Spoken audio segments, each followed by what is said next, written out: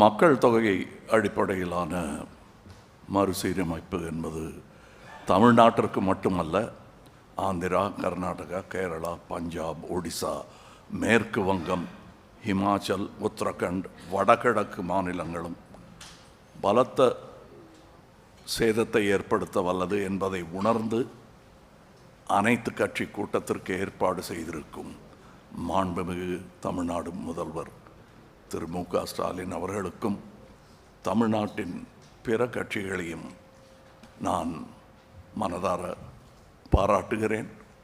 எந்த தேவையும் இன்றி பாராளுமன்ற தொகுதி மறுசீரமைப்பு எனும் பேச்சை யார் கிளப்புகிறார்கள், எந்த நேரத்தில் பேசுகிறார்கள், எதற்காக பேசுகிறார்கள் என்பதும் கவனத்திற்குரியது.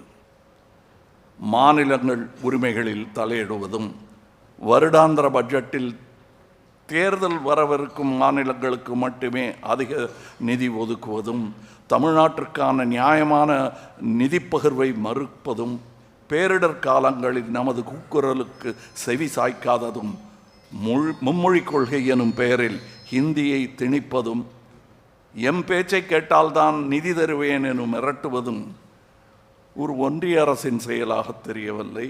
இன்றல்ல, நாளை அல்ல, எப்போதுமே பாராளுமன்ற உறுப்பினர்களின் எண்ணிக்கையில் எந்த மாற்றமும் கொண்டு வராமல் இருப்பதே ஜனநாயகத்தையும் கூட்டாட்சியையும் இந்தியாவின் பன்முகத்தன்மையும் காக்கும் என்பதே ஒரு இந்தியனாகவும் தமிழனாகவும் மக்கள் நீதி மையத்தின் சார்பாகவும் வலியுறுத்துகிறேன்.